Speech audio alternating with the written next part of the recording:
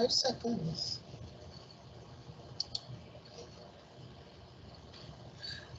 Pleasant evening to our viewers and welcome once again to the National Crime Prevention Program webinar series, Keeping Our Communities and Families Safe. To those of you who have been with us from the inception, thank you for staying with us. Today we'll continue the discussion on domestic and intimate partner violence. This is the 4th of 8 sessions and we continue every Tuesday and Wednesday until the 8th of July. I invite you to visit our social media platform, NCPP TNT, for further details and to register. I am Major Cheryl Richardson, retired, the National Coordinator for the National Crime Prevention Program. The program is designed to engage, educate, and empower persons to partner with each other in order to achieve safer and more resilient communities, as well as an improved quality of life. We envisage that empowerment is a key factor in creating a national culture of crime prevention. The subject of domestic partner violence is a major global health and human rights concern.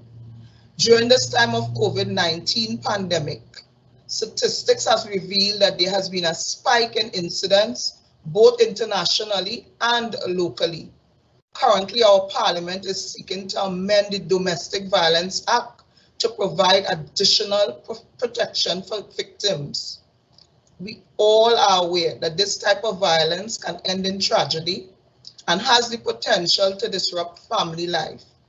This session is designed to inform you on the mechanisms, resources, and support systems to prevent and combat the scourge of domestic and intimate partner violence. To share with you once again on this very important topic are Superintendent Claire Guy Allen and Ms. Sabrina Maula Bash. Superintendent Guy Allen, as previously stated, is in charge of the recently launched Gender-Based Violence Unit of the Trinidad and Tobago Police Service. She is the holder of a Bachelor's of Law degree with honors. She has 25 years of service and is very passionate about being a police officer, a job she performs with diligence and dedication.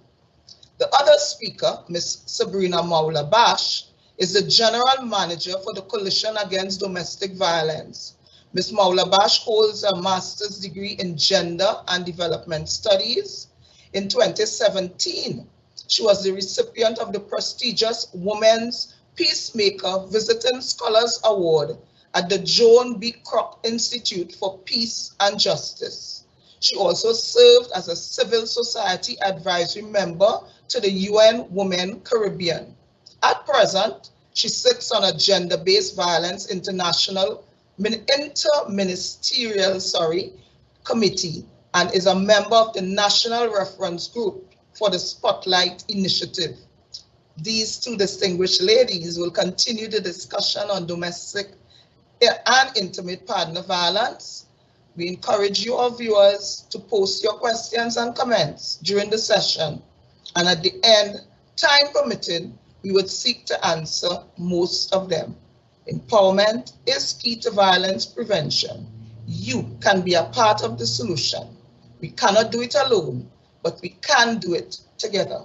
Thanks again for joining us, and I now turn you over to our hostesses.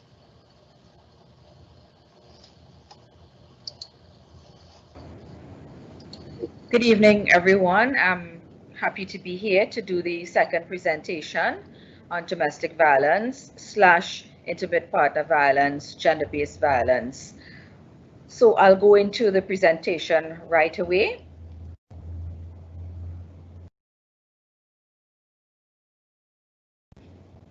Why I'm not seeing it's coming up.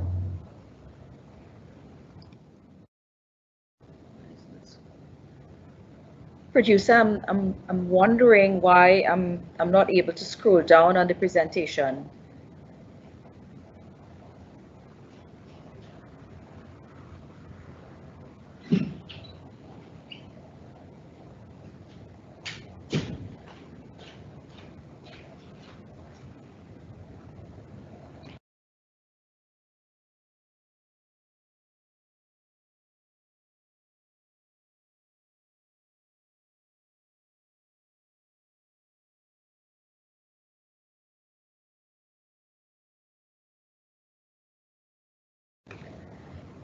Okay, so I'm back on again. My apologies for that glitch.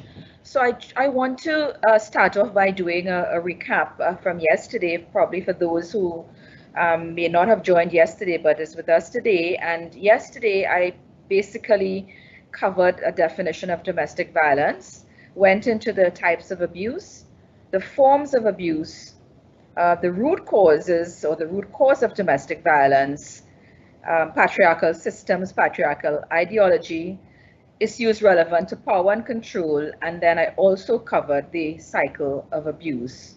So today I will move on to the second aspect of my presentation.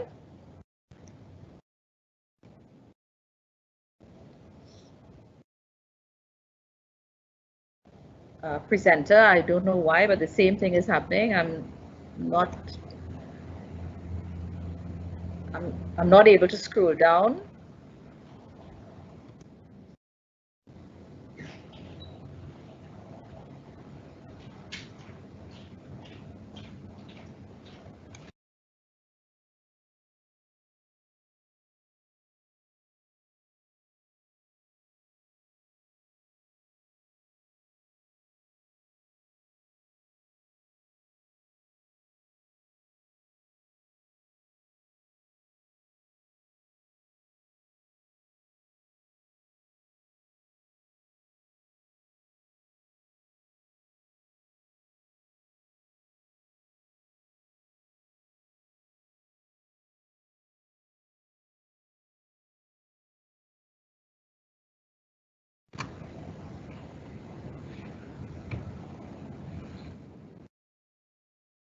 Okay, so thank you very much. Hopefully we'll be okay now. So although I did, give some facts and figures yesterday, I wanted to go into some more details on this issue simply because I think it's important for us to understand the magnitude of this situation. So as I pointed out yesterday, 1 out of 3 women experience abuse, and this came out of a 2017 survey that was done in Trinidad and Tobago, commissioned by the IDB. Between 2010 and 2015, there were 231 domestic violence murders, which works out to be an average of 25 killings per year. As I said yesterday, 52 women were killed in 2017, 43 of which were said to be a tragic end to domestic violence issues. Women are either shot, strangled, or stabbed or chopped to death. And of course, they're killed by intimate partners. Almost 15% of women in Trinidad and Tobago have had a male partner verbally threaten them or threaten to hurt someone that they care about.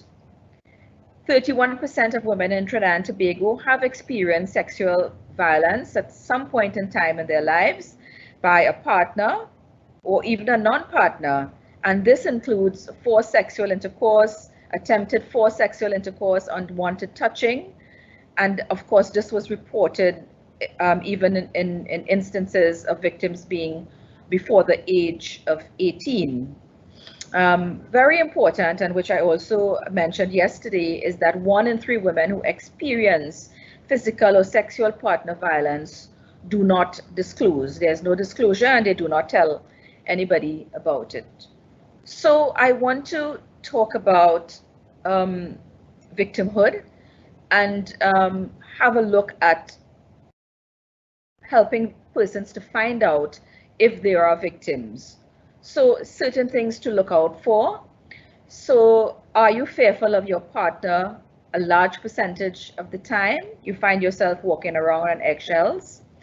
Do you avoid certain topics or spend a lot of time figuring out how to talk about certain topics so that you do not arouse your partner's negative reaction or anger? Do you feel that you can't do anything right for your partner? Do you ever feel so badly about yourself that you think that you deserve to be physically hurt? Have you lost the love and respect that you once had for your partner? Do you sometimes wonder if you are the one who is crazy and then maybe you are the one reacting to your partner's behaviors? Do you sometimes fantasize about ways to kill your partner or hurt them or even get them out of your life? Are you afraid that your partner may try to kill you? Are you afraid that your partner will try to take your children away? Do you feel that there is no way to turn for help? Are you feeling emotionally numb? Were you abused as a child, or did you grow up with domestic violence in your household? Does domestic violence seem normal to you? If you have experienced one or several of these, you are a victim of domestic violence. Now we go to a perpetrator. So for those who may be wondering about those who perpetrate violence, take a look at yourself and ask yourself, am I prone to violent outbursts? Am I overly jealous and possessive? Do I equate being a man with aggressor? Am I unable to problem solve? Do I take everything personally? Do I prioritize my satisfaction over that of my partner during sex? Do I reinforce gender stereotypes? Do I see my partner as my property? Am I insecure? Do I have a high dependence on drugs, inclusive of alcohol? Do I deny that I have been abusive? Do I want to know where my partner is all the time? And do I see violence as the only way to solve conflicts? So perpetrators and persons out there need to ask themselves these questions. And again, if you have identified that you do one or more of these, then you have to consider yourself to be a perpetrator. So yesterday I would have mentioned one of the myths around domestic violence, but I want to continue and identify a few more. We often hear a phrase being bandied about that men beat women because they love them, and that's very, very far from the truth. Violence is certainly not a way to show love. So that notion and that myth has to be dispelled. And that women love men when they beat them, that is another myth.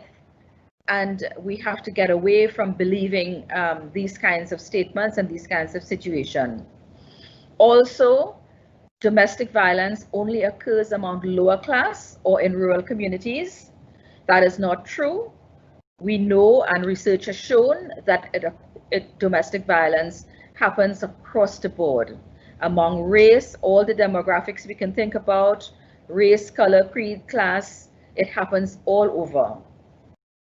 And then, of course, I want to address also the misperception that there is more domestic violence happening among East Indian communities and East Indian women. The research that was conducted in 2017 showed that this is not the case, and domestic violence is widespread among all races. Another myth is that battered women can just leave. So we often ask, why doesn't she leave? Why doesn't the victim leave? It's not a simple case, and I think I went at length yesterday in my presentation to explain why, showing, of course, the cycle of abuse and the power and control wheel. I do not want us to believe that's the simple action of just picking up oneself and leaving. Of course, there is the feeling that abuse takes place because of alcohol and drugs. Again, yesterday I mentioned that alcohol and drugs would only be the triggers for the abuse, and it does not address the root causes, which I went into explaining yesterday as well. Victims can just fight back or walk away. It is not as simple as that, and it's relevant to the question of why battered women or victims just can't leave. There's also a feeling and a misperception that victims provoke the violence, and that's certainly not the case. Again, we hear that domestic violence is a private matter and it's none of my business. I think Superintendent Alain made reference to that even from a police perspective, that they are no longer accepting that.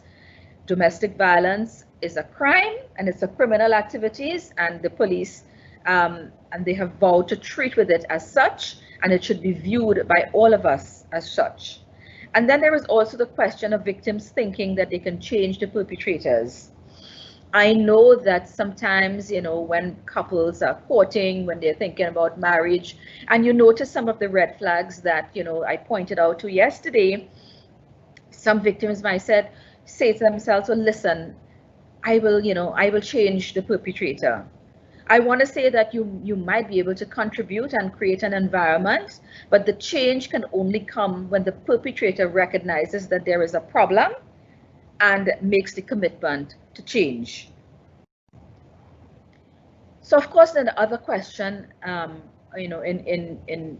in response to the question about why victims stay and why victims don't leave, victims stay because of a number of reasons. And for those of us looking on the screen, we will see a whole lot identified there. So there is the question of fear, you fear, because perpetrators can find you. Trinidad is a small place. They will find you wherever you are. They know, they know your safe places. They know your social networks. So they will find you and they have a way of finding you. Then there's also the question of dependence. You're totally and wholly dependent on that person in all ways possible, emotionally, psychologically, financially, etc., and all those areas that I identified yesterday. Then there's also the question of isolation. I spoke to that yesterday as well, where you're cut off from your social support systems. You have nobody to talk to. And I want to quote this example. I remember working in a particular community at one time in the early years of my life. And I used to pass by this house, and then I noticed the house was always locked up. And every time I passed, I never saw anybody. So I asked the members of the community if anybody was living in that house. And they told me, yes, it's a couple living in the house. But when the male partner went out, he would lock the female inside of the house, and she was not allowed to speak to anybody or to interact with anybody in the community. Now, this is an extreme case, but in cases of domestic violence, intimate partner violence, isolation, it's a critical element of the power and control, because the perpetrator makes sure that you can talk to nobody, you can tell nobody about what you experience, you're not in a position to reach out for help. There is, and this of course addresses the other point, sorry, which is lack of support, not being able to reach out to friends, family, and so on for support. Many victims stay in relationships because of their children. They do not want to displace their children. They do not want to cause harm in their minds to the children.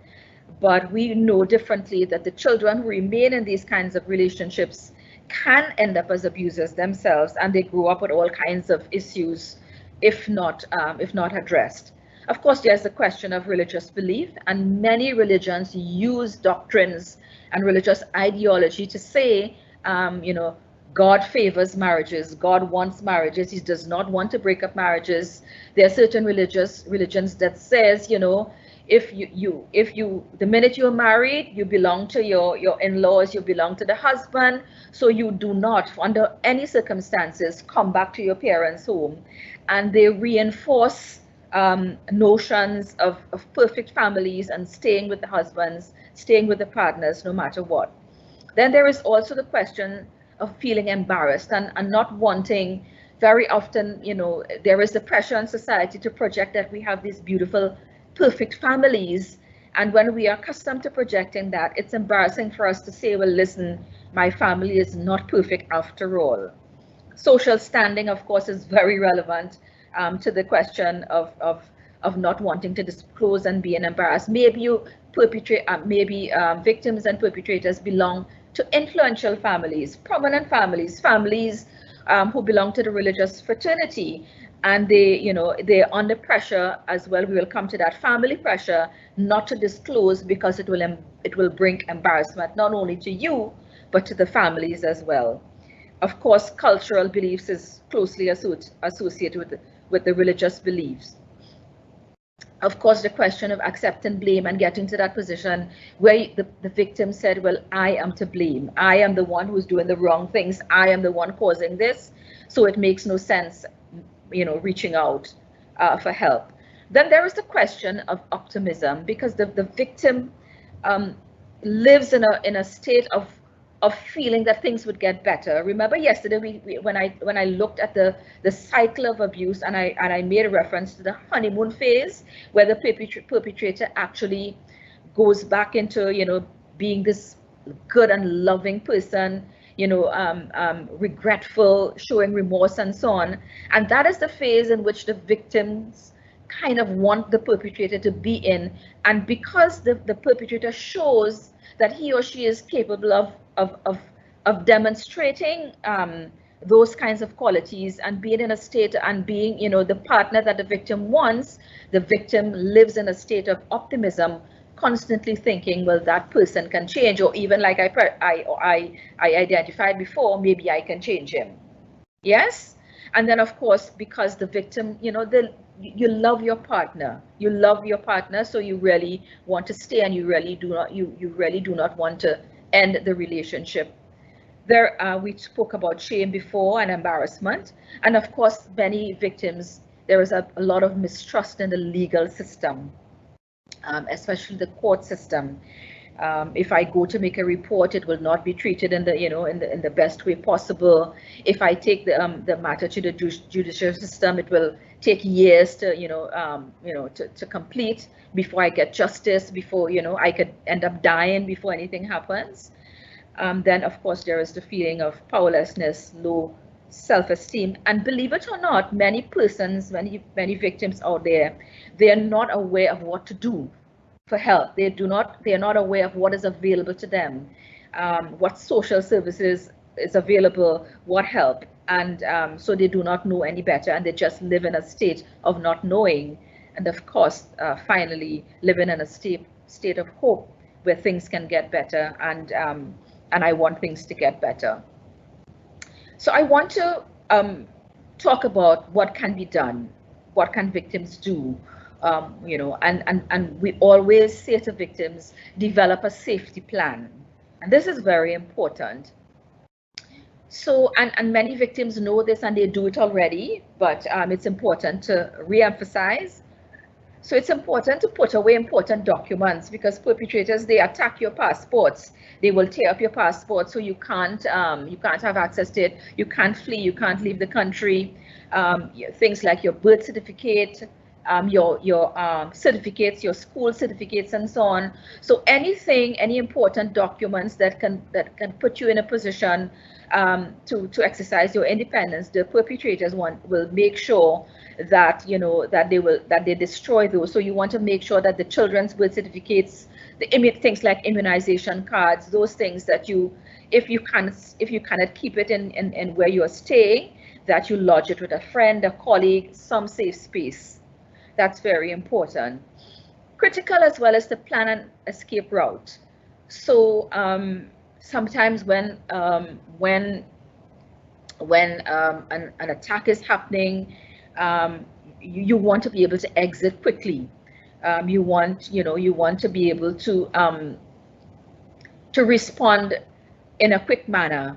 So you identify beforehand where you can run to, which door is the easiest. As a matter of fact, people tell you, believe it or not, go into certain spaces when arguments are happening. So you avoid certain dangerous spaces, like the bathroom, for example, the kitchen, where there are knives, where there are instruments that can be used.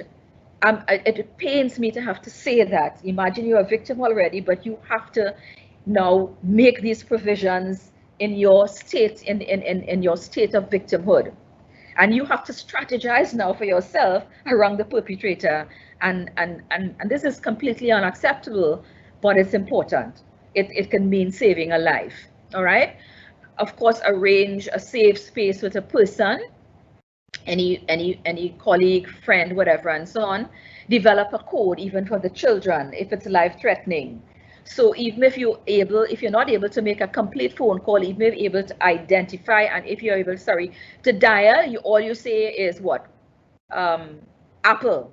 Once you say Apple, or you say something, a code, a phrase, or one word, whoever is listening, whoever hears, know you are in immediate danger. Even if you live next to your neighbors and you develop a good relationship with your neighbor, you tell your neighbor, if you hear me scream this, if I shout this, call the police, I'm not able, so, it's about putting yourself in a position in which you can, reach out and help can get to you if it's a critical stage where your life is in danger. We urge victims to call the police and report it. Do not suffer in silence. I said it yesterday and I will say it again. Reach out for the help. That's a critical element in your own empowerment and in your own moving on and in your own, for even your own sanctity and for the safety and security of not only yourself, but your children. Seek help, call the hotlines. And in my next slide, I will identify some of those options for you. Very, very important, support victims, do not judge them. So very often I hear persons saying, well, I tried to help her and I helped her to move and I asked, and she left the perpetrator and then she went back. And I got an apartment for her and I helped her. And then before I know it, in 2 weeks' time, she's back with the perpetrator. And I know this can be frustrating for us as persons trying to help, but I want us to understand that a victim may leave 2 and 3 times. Do you know a victim will stay until the victim might be in their 60s and then leave? It is important for us not to judge, not to blame, not to shame, but always be available. Always be around, always say to them, whenever you are ready for that help, I am here to help you. So that's an important element of what can be done. Speak out against it. Do not just say, I can't, I do not want to say, I've tried, I'm not reaching anywhere, and I hear persons talking about it and I remain silent. Say and express, listen, this is wrong, this is against the law, morally and in all ways. I cannot accept this and I will not accept this. Educate yourself about it and also encourage others. So when you hear persons talking about the myths that I identified, you are in a position to say to them, no, that is not true, research shows, or I know that this is the case. And what you're saying there is not a fact and it's not true. Set up support groups, become members of support groups, and very importantly, teach boys and girls that violence is not acceptable and it's not an acceptable means of resolving conflicts. That's very, very important to change the next generation. We have to start with our boys and our girls and what we teach and what we pass on to the next generation. That's very, very critical in order to change the behavior and to change the pattern of behavior. So I just want to end off by talking about where persons can go to, and Superintendent Elaine would have spoken yesterday about calling the 999 and the gender-based violence unit, and they're very responsive. We urge you to call. There is also the victim and witness support unit. They do offer support to victims, and the number is showing up. I have the number 612-0301. Please reach out. Of course, there is 800-SAVE, which is the domestic violence hotline run by the Gender Ministry, and they're always available 24, and they offer 24-hour. Is it 24-hour? Yes, I know at one time they were not able to, but I think they've resorted to 24-hour counseling again. Then there is also Childline. Childline, if there are instances involving children, abuse, whatever, reach out to Childline. The number is 622-4453. And then, of course, the Coalition Against Domestic Violence, 624-0402. We do offer free counseling support at our offices in North and South, and we do have a team of attorneys who offer free legal support, and we are putting into place now a range and a menu of services for psychosocial support services that we're rolling out. There is also the Rape Crisis Society, who can be reached at 627-7273. And I want to also give you the Legal Aid Advisory Authority. And there is also a legal aid clinic at the Hugh Wooding Law School for those persons who would like to get some legal support. So these are the resources that I have identified, and I would point persons to, just to say, please reach out, because in many instances, help is only a phone call away. And also with respect to the Coalition Against Domestic Violence, we do have a presence on Facebook. The minute you reach out to us via message, we respond immediately. So this would end my presentation for today. I would hand over to Superintendent Alain now for her presentation. Good afternoon. And Police Service is very happy to be part of this webinar. What better time to have this conversation than now? I would just like to remind persons that the Gender-Based Violence Unit was launched in January 2020, and we promised during that launch for stronger action by the police officers and investigators. And this was relative to gender-based violence crimes. And I'm proud to say that to date, we are doing exactly that, stronger action.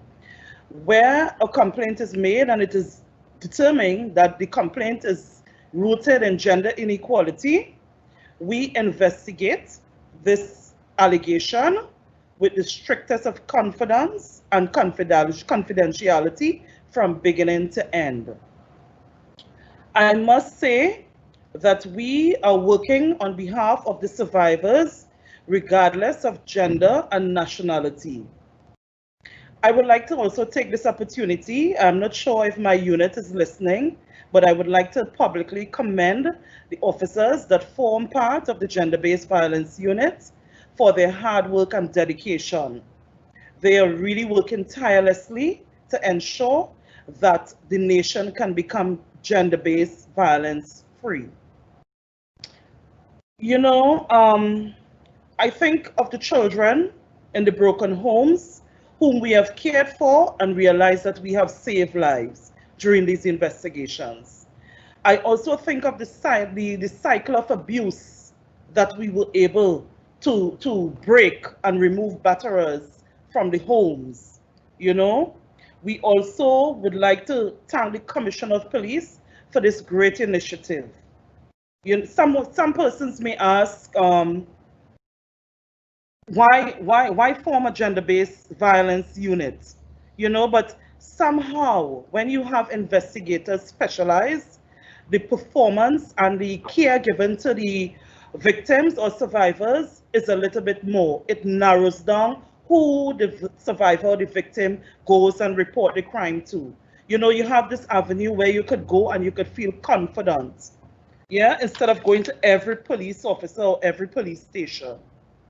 These officers are specially trained to deal with domestic violence victims. And you know, at this moment in Trinidad and Tobago, we are in a movement of change. Change is inevitable. And I think that at this moment in Trinidad and Tobago, we are in the middle of this change. You understand? We want survivors to continue to feel confident when working with the Gender-Based Violence Unit. We are engaged in a lot of helpful projects. We cannot do it alone. The Gender-Based Violence Unit cannot do it alone, and we don't expect to be doing it alone. Domestic violence and gender-based violence is a scourge in society, and we all have to work together in order to rid the society of it. You know, don't expect the police alone to do it. The police are the enforcers of the law, but although we enforce the law, we are engaged in a number of outreach programs in order to educate both the victims or survivors and the perpetrators as well. And I would like to say, Survivors should feel free to communicate and report all reports of domestic violence. Do not keep, don't tell yourself you shouldn't report it. Report all domestic violence reports. They are crimes, and we all need to see that in society. You see something, you say something. And according to Ms. Bash, let us stop saying domestic violence is a family issue and keep the marriage together. We are all special beings. We are all special to each other, and we need each other in society. Do not encourage somebody to treat somebody else bad, and you are telling somebody else to accept that kind of behavior. It is not acceptable. Children are looking on, and children adopt learned behavior. And for us to stop this scourge of gender-based violence in Trinidad and Tobago, we have to start with each other, being each other keeper. Let us go back to the old-time days where we look out for each other. Let us stop making confusion and bacchanal, and let us just try to help each other. Yes? And finally, I would like to say, in keeping with the vision of the Commissioner of Police, Mr. Gary Griffith, we will continue to promote change in police culture, policies, and practices. As a nation, you have a call for domestic violence. You have called for it. You have called for domestic violence to be dealt with. Yes, and we have listened. That is why the Commissioner of Police formed the Gender-Based Violence Unit. And we are asking everybody to make use of that service. The Trinidad and Tobago Police Service, it's a service that we are providing to the nation. We are here to serve you. We love you. We want Trinidad and Tobago to be one of the sweetest places in the world. We are already considered one of the sweetest, but we want to get rid of that domestic gender-based crime totally. And we can only do it if we do it together. Thank you.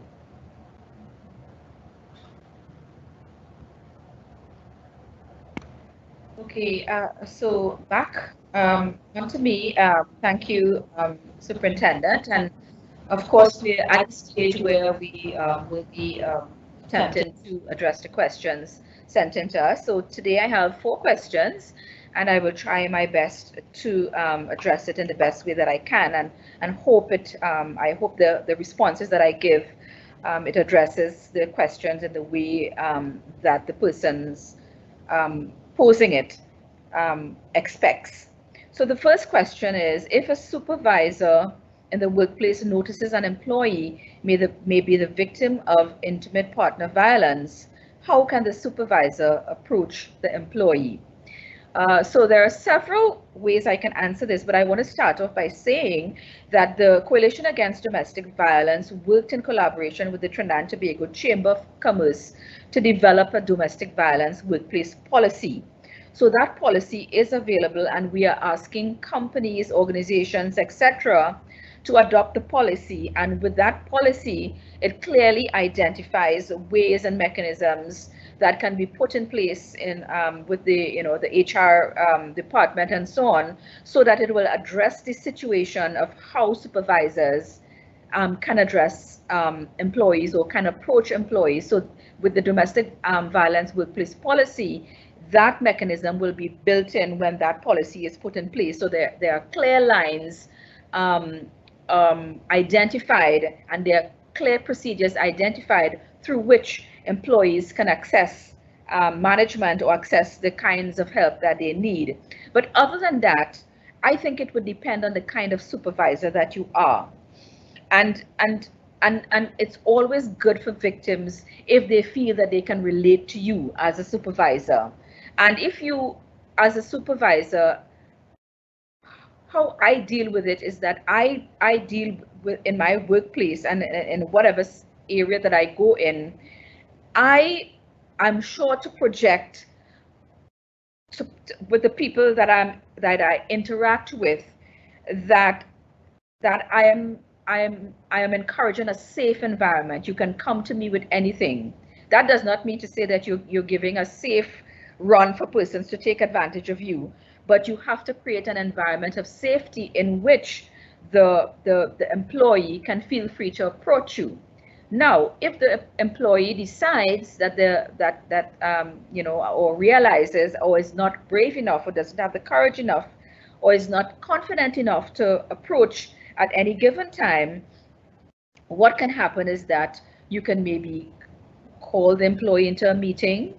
You can maybe send a note, a small note to the employee saying, listen, management is here. I am always here if you need to talk about something, or you can always say, if you do not want to talk to me, identify somebody that employee can go to, but just make sure to let the employee know that help is there and you are available and the company is available or someone is available should they require help. You cannot force them, but at least what you can do, and to me what you should do, is let and make sure employees know that the company is there and you would be there if the employee needs to and needs to access help or requires help. So the second question is, how can a person leave a boyfriend or girlfriend relationship if they notice many red flags that were identified yesterday and today without a backlash? Well, first of all, I know that that is not going to be an easy thing. It's never an easy decision to leave a relationship, even if it's a boyfriend-girlfriend relationship. So it's a tough decision, but there has to be a way. Perhaps if the person who is asking this question is in a relationship and cannot do it alone, perhaps you may want to approach a third party to help you through that process. Some people can choose to do it through a counselor, a professional person, a trusted family member, a trusted friend, that kind of thing. But there is always another mechanism that you can move towards that can help you. And when as I'm talking to you, you would notice, and I acknowledge, and I will continue to acknowledge, that leaving a relationship is not an easy thing, and it will not be a smiley thing. There will be challenges, but it's safer to leave if you want to at that time, as opposed to getting into a deeper relationship and maybe a contractual arrangement, and then of course there are children involved. So you have to weigh those options and make that decision. Of course, there is also the option, if the perpetrator is willing, and if the victim has pointed out to the perpetrator, listen, I'm uncomfortable with this, and if the perpetrator and yourself, if you're willing to go through a period of counseling, a period of help and change, that's fine as well. But if you've realized that, listen, I'm not comfortable here, I do not see this as improving, I've tried and I really want to exit, I think that is the time to exit, and you have to take that bold step, you have to take that courageous step, and you have to take the step to leave the relationship. The third question is, what steps can an individual take to begin to heal the wounds of domestic partner violence?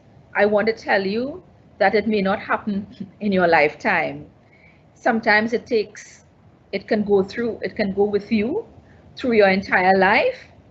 That is not to say that you will not move on, but receiving therapy, receiving help, receiving counseling to get you to that place where you understand and you accept that you did not do anything to deserve this, you did not provoke it, you did not deserve it. You are a loving person, you are a whole person. Many people opt for a religious pathway. That's optional. It depends upon you to know what will help with your healing process, what works for you.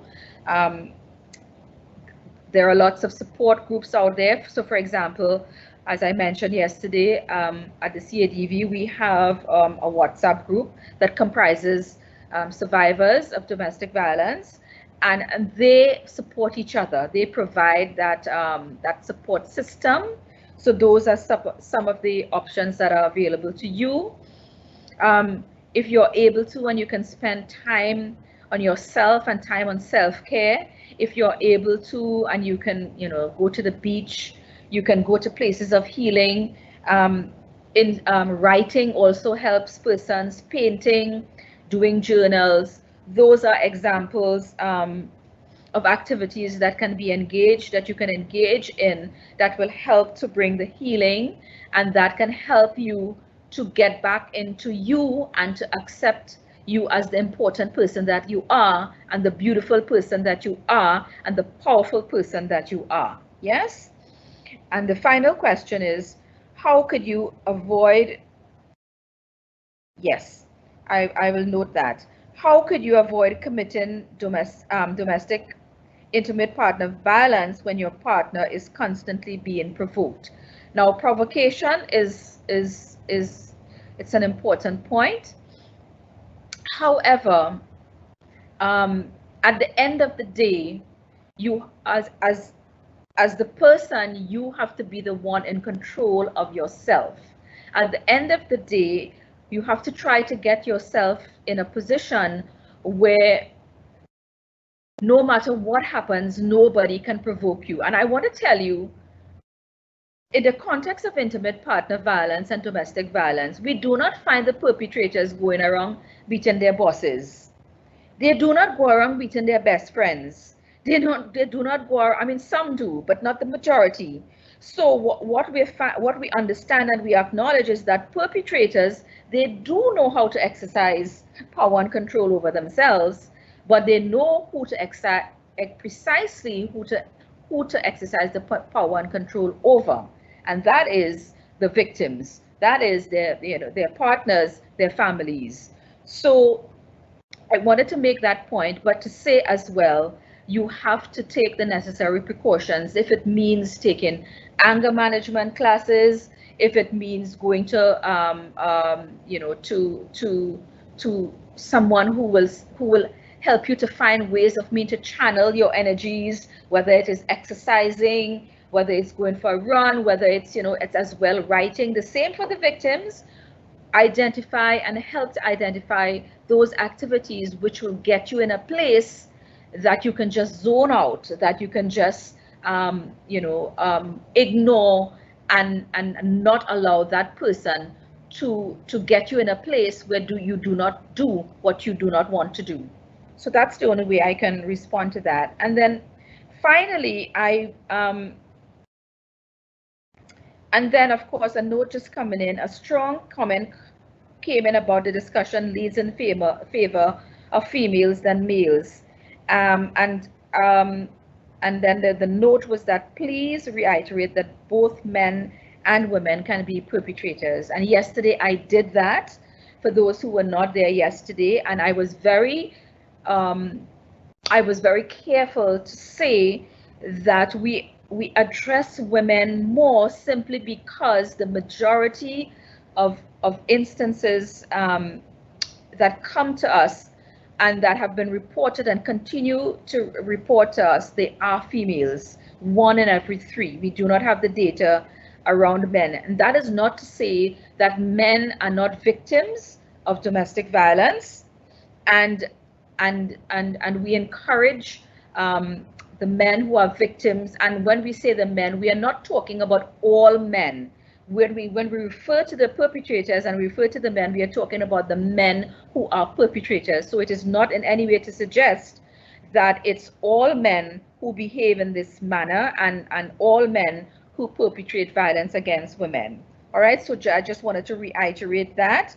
And as agreed, both men and women can be perpetrators, and we did point that out yesterday. And we have many instances and increased instances of men reporting that women are perpetrators. So I hope that I've helped to clear that up. And of course, the final thing is that do you think that there should be a holistic approach to dealing with perpetrators? Definitely. Just as I mentioned yesterday, I was also careful to point out that in the same way that we provide interventions for victims, we do need to step up interventions for perpetrators, and in the same way that we provide holistic and we need to provide holistic support for victims, there is a critical need also to provide holistic interventions for perpetrators. And of course, I want to be very quick to just emphasize that in order to deal adequately with domestic violence, with intimate partner violence, the approach has to be to deal with both perpetrators and victims. And we have to make sure to put the mechanisms in place, the support systems in place for both men and women, boys and girls, boys and girls. That's very, very important.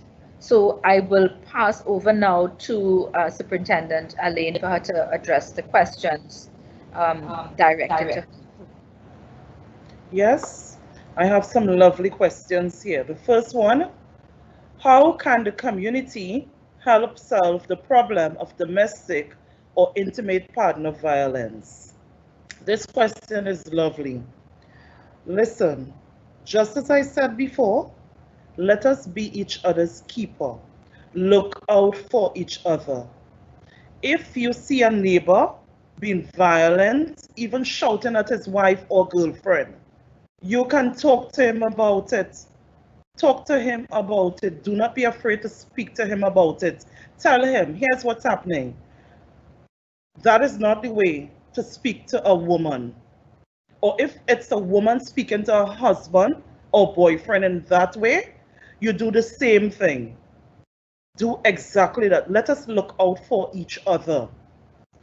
If it is you choose the other way, where you don't want to confront, there are avenues where you can make a report and we are going to come out and investigate. You can call 800 TIPS 555 999 or the recently launched online reporting. And these reports will be taken anonymously. So report it so that it can be investigated. Right? Question 2. What community-based strategies can the community residents develop and implement to support the victims of domestic intimate partner violence victims? Same as the answer for number 1. Let us look out for each other. Look out for each other. You see something, you say something. Be brave enough to tell people when they are doing wrong. What we tend to do in Trinidad and Tobago, we have a bacchanal kind of temperament. You see something, you're going to another neighbor who is not even involved to say, Hannah, you ain't hear how he talked to that woman last night, or you ain't see how she just talked to him, or you see how she just beat him up, and you're laughing and you're having kicks about it. Old people had a saying, what is dead for little children? What is joke for little children is dead for crapo. Don't let us get into that kind of temperament. You see something, say something. This society, we are living here, and we want our society to be free of those kind of domestic and Scrooge in society. Let us help each other. The third question, where would my children go if I go to a shelter? Beautiful question. Your children will go with you. Those are your children. We are in 2020. They are no longer separating children and mothers. I know there was something where if the child was over 9 years and is a boy child, he could not have gone with the mother and the girl child. That is no longer so. The shelters are taking everybody as a family. Okay? The office of the Prime Minister, the shelter that was open, you're going there as a family. Whether it's a male survivor or a female survivor, you are going with your children. Keeping families together is important, very important in society. Yes? My fourth question is, could you explain when a domestic violence call is received? Oh my God, I love this question. Now, let us say you call 999, okay? That call would be dispatched to the station district where you call from. or where the victim and the perpetrator, that call will be sent to the station district where the incident is happening. Upon the receipt of that call will be referred now to the gender-based violence unit, right? A gender-based violence unit officer, you would speak to that officer on the phone and you would report what is happening to that officer. The officer would come to you and the investigation commence at a place that is comfortable for you. If you are comfortable coming to the police station, that is fine. Because it's an investigation. This matter, it goes to the court. So you have to collect evidence, right? And you have to commence an investigation. This is a criminal matter. So it's a criminal proceedings that will be going before the courts. And the standard of proof for criminal matters are beyond a reasonable doubt. Those are simple words, but they are very big. It means that you must come to the court with evidence. Evidence. So you start with the statement taken. You start with if there's evidence of physical abuse, the victim has to be taken to seek medical attention. If, let us say, the place, where the incident or the thing occurred, it may have disruption in the house. The investigator will immediately call for the police photographer, yes, to take photographs of the place, right? But paramount of importance is the victim's safety and well-being. The victim's safety and well-being is of paramount importance, okay? So when that investigation is going on, if the victim or if the perpetrator is on the scene, he will be immediately arrested and removed, right? If it is, let us say, the perpetrator committed the act and he left the premises, it may not be safe for the victim to stay there. So we would have to look for a safe place for the victim, whether it is by a friend, a family, or one of the shelters, right? Because the safety of the victim is of paramount importance, okay? And looking to secure a conviction, that is important too. So we have to handle everything in a kind of way so that we are tight-gripped in what we are doing, right? How does the gender-based violence unit help? What do you do? We are the gender-based violence unit. It's comprised of myself, superintendent in charge, and we have a civilian manager. Her name is Shireen Pollard. We also have another civilian employee with us, right? And we have other staff members made up of police officers who are investigators. Yes? So they investigate, and we have the civilian arm to add that psychosocial support during the investigation to the victim. Now, let me tell you something. You are not in this alone. We at the Gender Base will walk you through the entire process. As Ms. Bash said before, a victim of domestic violence or a survivor, sometimes they are not even aware of the services that are available to them. We at the Gender Base, we are going to guide you. So the first step is making the report, and everything would fall into place. I am not going to sit here and tell you it's going to be easy, because you may have committed yourself and invested in your relationship. But not because you did that, it means that you must sit down and take the abuse. Report the abuse, because you have support mechanisms throughout Trinidad and Tobago to assist you. And what you don't know, we will guide you through it. We'll walk you through all the services that are available. We have the Victim and Witness Support Unit. That's a TTPS, Victim and Witness Support Unit. They also offer psychosocial support. So you can speak to them. Once a report is made, we immediately make contact with them. We refer you to them immediately. So you have that kind of added support. Yes? Even if when the perpetrator is charged and the court matter is the court matter has commenced, we would take you to the court. We are there with you from the beginning to the end and thereafter. Yes? We have had instances where reports are made to us and it may not have reached the court. It may not reach the court aspect of it. You know, we went and we spoke to the parties and everything was dealt with in that kind of manner. You know? And we don't just, that's not the end all right there.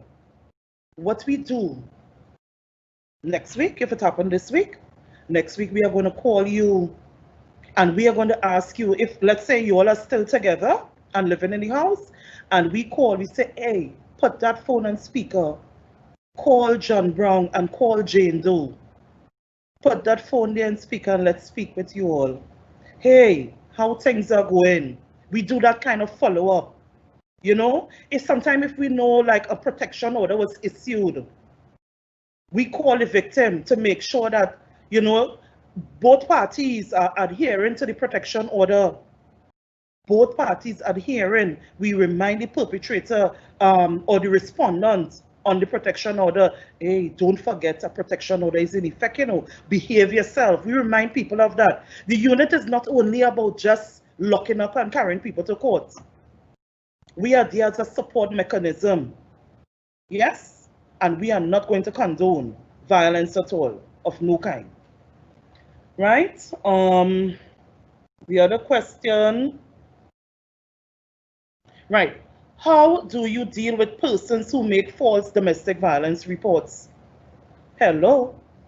We deal with them just as we deal with any other false report that is made to the police.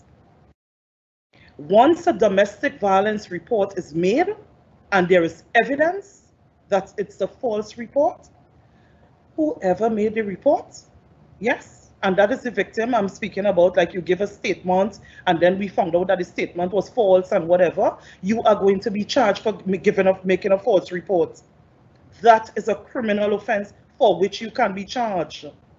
You know?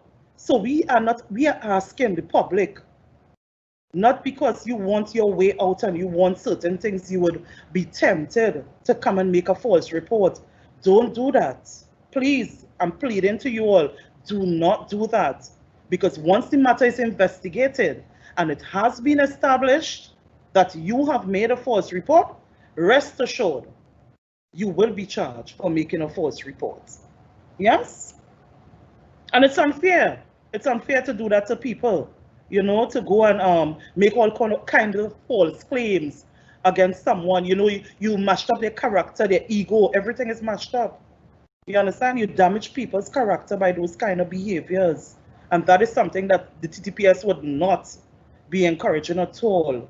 Right? So please, please don't do that. Right.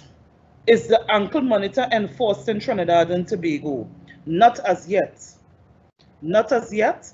The ankle, that is the electronic monitoring device that I think they are talking about, that it has not been established as yet.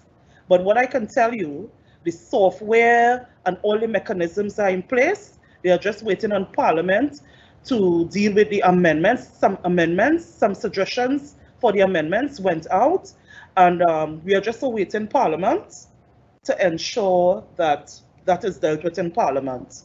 But rest assured, Trinidad and Tobago is ready for this electronic monitoring. I think it's a lovely device. It's a great initiative, and I think it would assist in some of the breaches of the protection order. So just stand by and wait a little bit. Next question. What training has police officers gotten so that they will be more sensitive and not insulting, as I have experienced? Oh my God. I'm sorry. I'm sorry, the author of this question, on behalf of the Commissioner of Police, the executive, and the entire TTPS, I am sorry. I am sorry you went through that.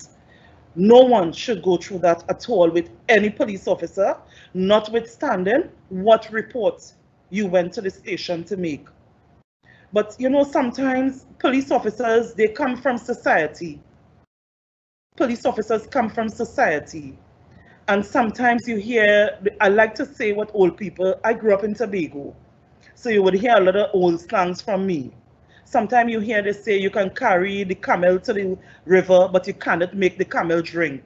That is so sad, because the kind of money that is invested in training a police officer, it is sad when I hear these things. They make me feel to cry, you know, because I myself was trained in the Trinidad and Tobago Police Service by the Police Academy.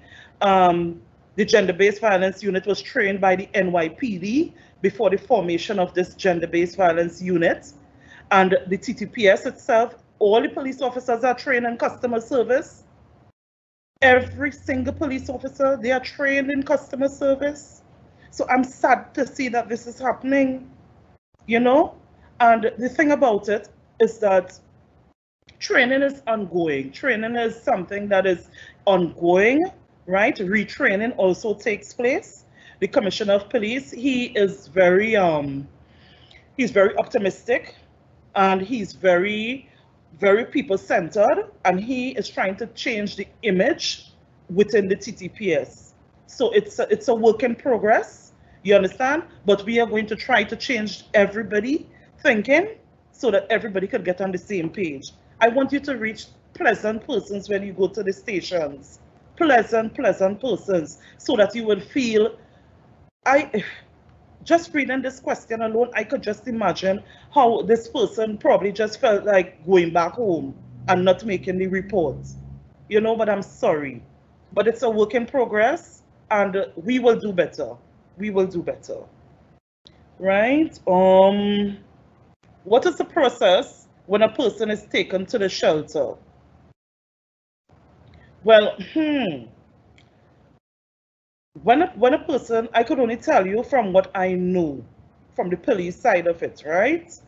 When the report is made, the police officer, the investigator, will try to get a shelter. We'll call to see who has vacancies and try to get you there. The police is the one who would have to take you to the shelter, because where the shelters are is a secret.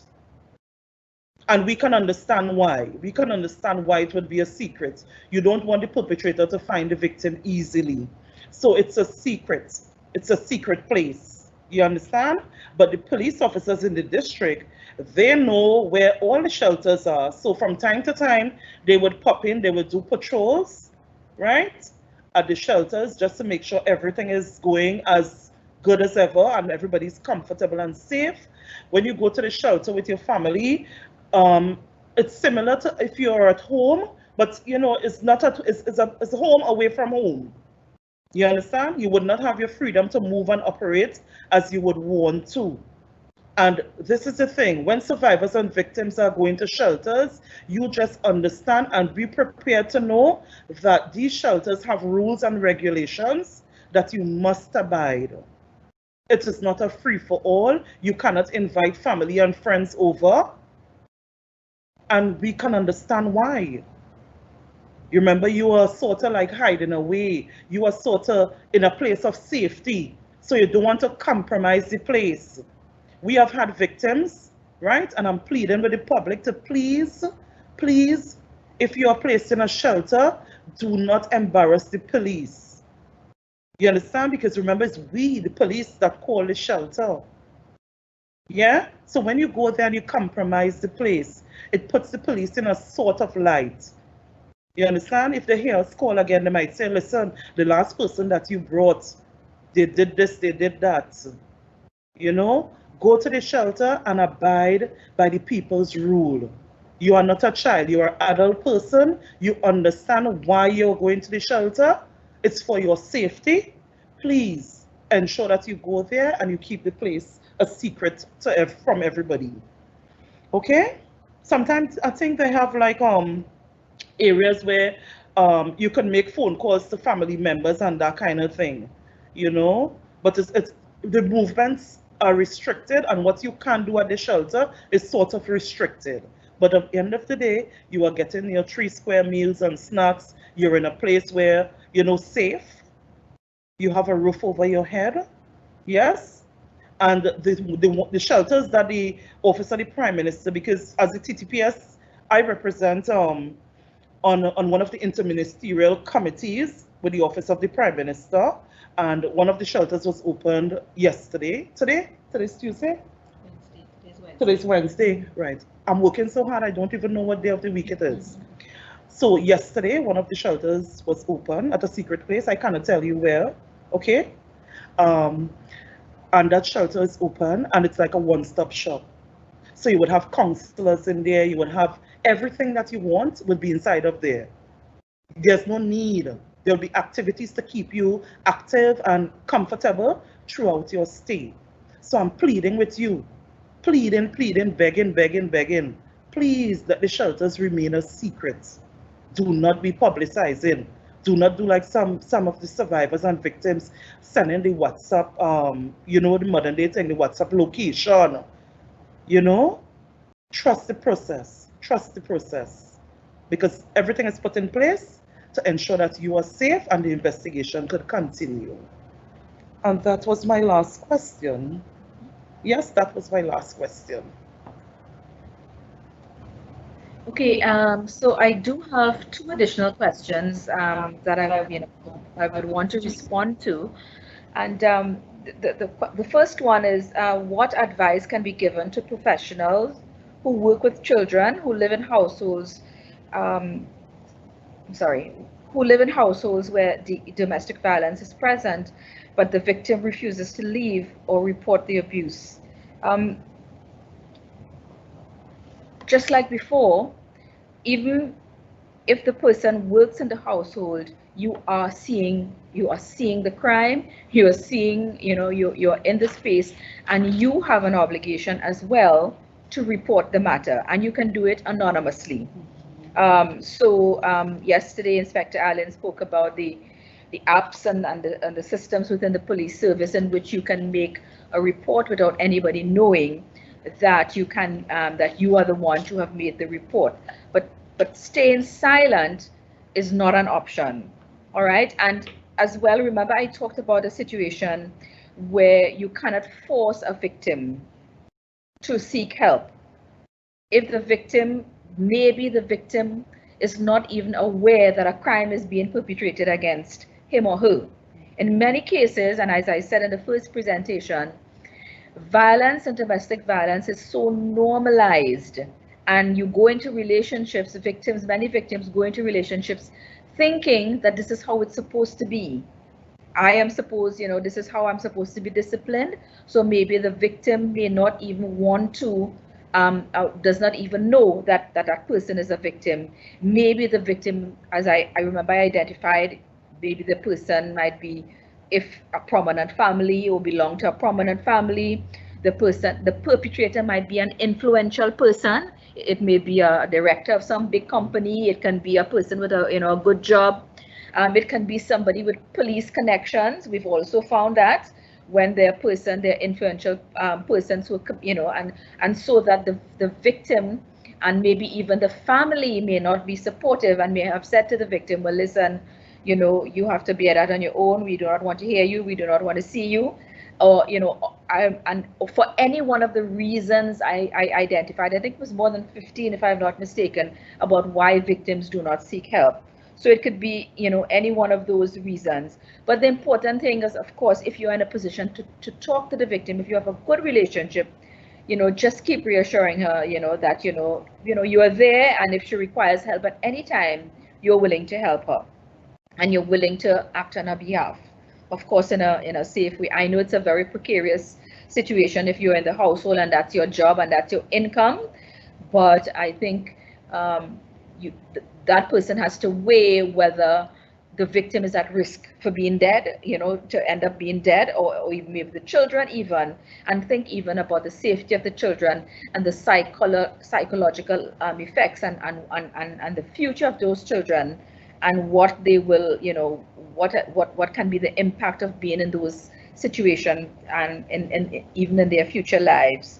So those are some of the hints and the advice I can offer up front. Then question number 9, how do you know when psychological abuse is taking place? generally we will know if somebody is insulting us, if somebody is belittling us, if somebody is threatening to take their own lives or threatening, to harm themselves.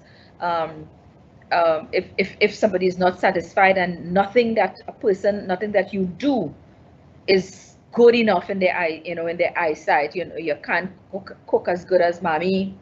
You can't do this as well. You can't sweep the house. You can't clean. You can't take care of the children. Once that is a constant and you are uncomfortable with it and you're not happy about it and you're feeling less than yourself and you're feeling bad about yourself as a result of that, then it's abuse. That's the best way I can answer it. So I hope my responses have been helpful. I do not see any questions coming on my end, and Superintendent, any on your end? No questions. Okay, so if not, I think it's safe to say that we've come to the end of today's sessions. Just to reiterate, again, as I did yesterday, if persons would like to reach out to us, and if there are further questions that you did not want answered in the public, and you'd like some more clarification on, please feel free to message us at our Facebook page, Trinidad and Tobago Coalition Against Domestic Violence. We'd be happy to provide the answers, or you can send me an email at cadvtt@gmail.com. I'd be happy to provide the explanations, the clarifications, and the answers again for you. And please allow me one final time just to put at ease the person who may have felt uncomfortable about us concentrating on women as victims and as perpetrators. We acknowledge and we understand that perpetrators can be either male or female, and when we speak of when we make references to men, it's simply because and the men we have referenced, are perpetrators that we're referring to, and not all men. Yes. So thank you very much for being a part of this.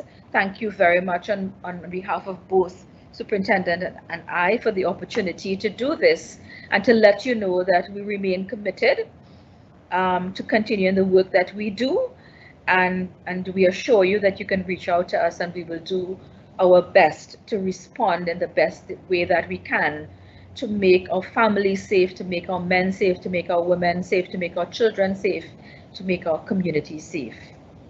So I would send you over and move over to the producer to let him know that we're at the end of today's presentation. So have a good night, be safe, and for those who believe in a higher creator, God bless.